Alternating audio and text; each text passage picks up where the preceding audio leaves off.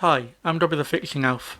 Welcome to What's in My Toolbox, the series where I show you the tools I use to repair cars and fix things.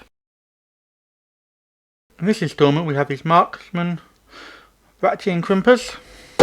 I've used these a fair time. You've seen these once before in a video. That would be the starter motor on the C-Max where I crimped the auxiliary cable from that. So they're pretty handy, fairly easy to handle. They've got a decent weight to them, so you kind of feel like you're actually hold of something. You've got these 3 teeth in 3 different sizes, which are colour coded to, you know, the standard crimp connections. And all you do is pop them in. It doesn't matter which way you pop them in, and just simply crimp them down. And they give you a fairly decent crimp. Obviously, if you're wiring them, that'll be a much better crimp. And again with the blue.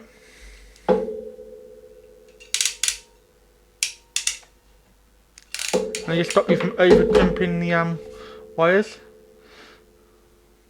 They're pretty standard, pretty useful. I've got a piece of wire that I'll demonstrate a crimp on in just a second, so bear with me while I do that. So we have this fairly thin wire here. Not sure what gauge it is off the top of my head, but it's quite thin. And then we have one of these red connections. And all we do is we slide it in as you would, and we take your crimp tool.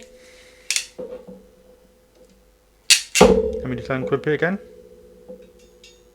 And we get that on there properly. Sometimes doing stuff on camera is a bit hard, and then you realise once you've got that on there, you have to do is get the crimp tool in place. And then you crimp it down, and voila. That's one solid connection that's not going anywhere. And you can see it's crimped the tool very well. Normally I run some heat shrink over this so I can use it, but this is just for demonstration, so I don't need to do any more of that. Another cool feature about this, you can actually adjust the clamping force by removing this screw just here. I'm not sure if you can see that, there's a little screw there. And then moving this little wheel round, and then clamping it back down to set it. It's got a fairly decent and strong construction, as I mentioned earlier. I really enjoy using them. I said sometimes when you're in a pinch, they've got quite good reach. So if you're trying to crimp something that's a bit far away, sometimes not all wires are just as easy to get to. And sometimes you need to be a bit creative and get wire crimp in a different way. So it's definitely worth getting. So my final thoughts on these crimpers, I really enjoy them. I highly recommend them if you've got one of them traditional crimping tools.